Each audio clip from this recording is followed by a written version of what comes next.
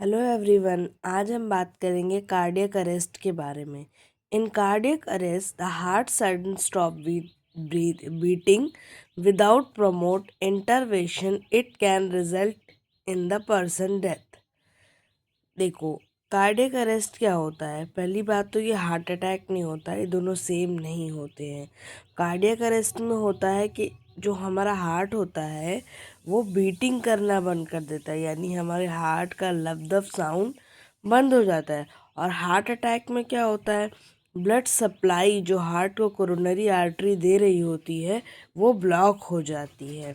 ये डिस्टर्ब करता है हमारे इलेक्ट्रिकल सिस्टम ऑफ हार्ट, यानी एवी नोड से डिस्टर्बेंस इसका स्टार्ट होता है। ठीक है।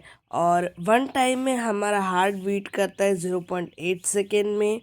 इन अ 1 मिनट 72 से 75 बार हमारा हार्ट बीट करता है। 1 मिनट में हार्ट पंप करता है 4 से 6 लीटर ब्लड, और एवरी हार्ट बीट पंप करती है 70 से 80 मिलीलीटर ब्लड। यानी हर बार जब हार्ट लब दब का साउंड करता है वो 70 से 80 मिलीलीटर ब्लड को पंप करता है, और 1 मिनट में 4 से 6 लीटर ब्लड को वो पंप करता है। अब हम बात करते हैं कॉज एंड रिस्क फैक्टर की। यहाँ तक की बात आपको बहुत ही सिंपल से इजी लैंग्वेज में समझ में आ गई होगी कि हमारा कार्डियक अरेस्ट और हार्ट अटैक सेम नहीं होता है, दोनों ही डिफरेंट चीज़ें हैं। ठीक है। अब हम बात करते हैं कॉज एंड रिस्क की। ये किस कारण से होता है, क्या इसके कॉजेज हो सकते हैं।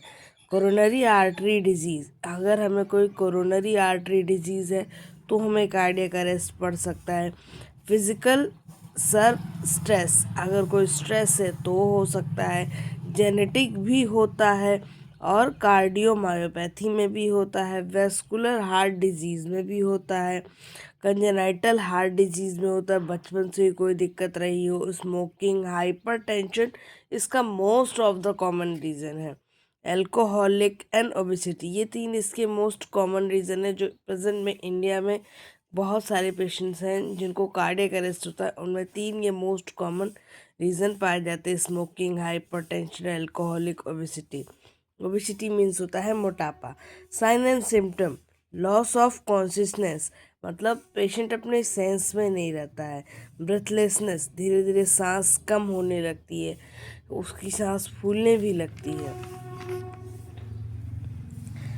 आई प्यूपिल डायलोट, चेस्ट पेन और मे बी सीजर, झटके भी पड़ते हैं। हार्ट इनलार्जमेंट, हार्ट इनलार्जमेंट मतलब कुछ जो कोशिकाएं होती हैं वो ज़्यादा फैल जाती। Abdominal swelling, leg and feet swelling, हाथों पैरों में सूजन आ जाना।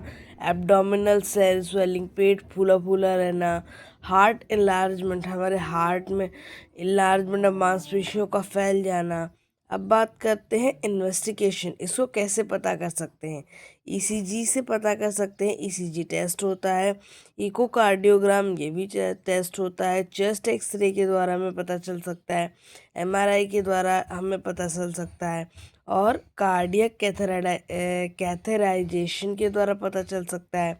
स्ट्रेस टेस्ट भी होता है, लैब टेस्ट भी होता है, और ब्लड टेस्ट भी होता है। ये सारे इसके इन्वेस्टिगेशंस पॉइंट है। अब हम बात करते हैं इसके ट्रीटमेंट की। एसीई इनहिबिटर, एसीई यानी एंजियोटेंसिन कन्वर्टर एंजाइम, हमारी बॉडी में एंजियोटेंसिन नाम का एंजाइम होता है जिसको कन्वर्ट करने के लिए ये मेडिसिन दी जाती है। Calcium channel blocker, calcium channel blocker ये भी मेडिसिन है। बीटा ब्लॉकर्स, वैसोडाइल्यूटर, डायूरेटिक और एंटियो एरिथमिक ड्रग, इस तरह की कुछ दवाइयाँ इसके ट्रीटमेंट में दी जाती है। अब हम बात करते हैं इमरजेंसी में हम क्या करते हैं। कार्डियो पल्मोनरी रिसक्सेशन यानी सीपीआर दे सकते हैं,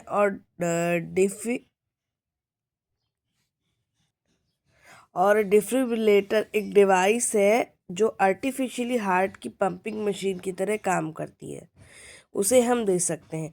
अगर आपको ये कॉन्सेप्ट इजी से इजी लैंग्वेज में, सिंपल से सिंपल में समझ में आ गया हो कि हार्ट अटैक और हमारा कार्डियक अरेस्ट सेम नहीं होता है और क्या होता है, तो please like, share and subscribe my channel.